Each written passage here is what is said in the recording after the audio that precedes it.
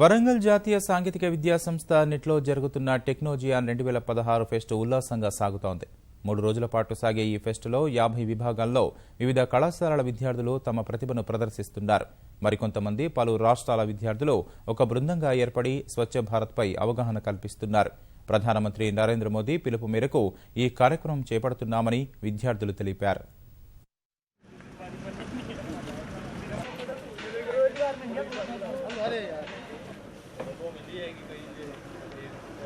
उसमें फेंक दो।